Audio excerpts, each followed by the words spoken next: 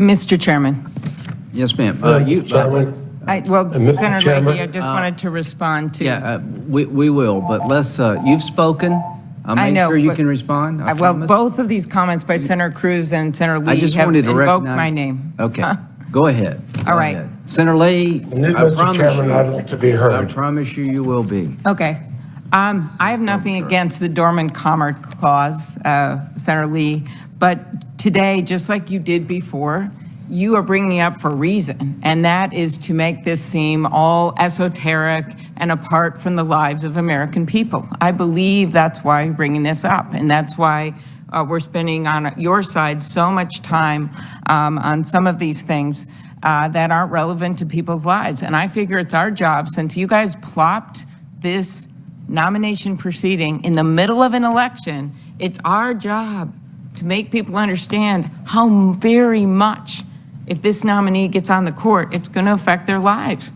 Because the case coming up right after this election is about the Affordable Care Act, where the administration, the Trump administration, has argued very clearly that they should throw the whole thing out, the Affordable Care Act. So whatever academic discussions you have about severability with the nominee, that is the case that they are making. And so what I did the last few days, and so many of my colleagues did up here, politely, was make the case about where this nominee is.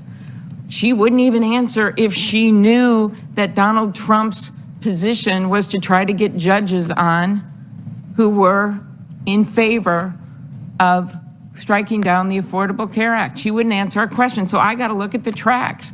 As I said the other day, up in northern Minnesota, we follow the tracks. We follow the tracks, the deer tracks, to see where the deer went. So all I'm left is with her tracks. And what her track showed me was that she blatantly criticized Justice Roberts for his argument, his legal reasoning for upholding the Affordable Care Act.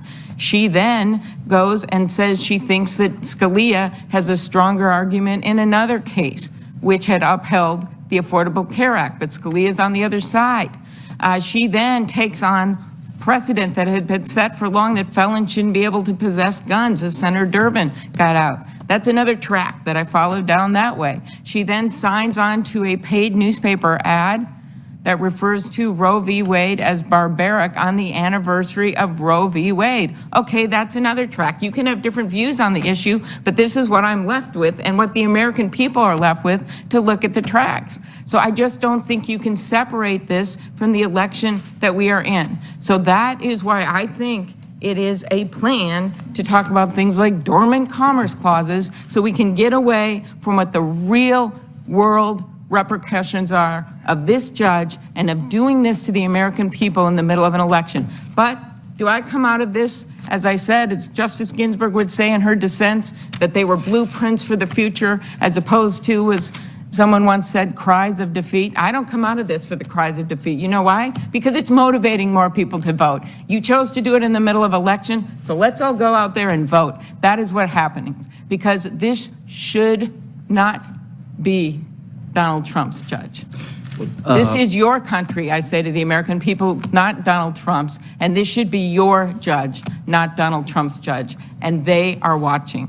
Thank you, and I'll recognize somebody on our side after I have a moment. We'll keep talking here. So number one, the tracks were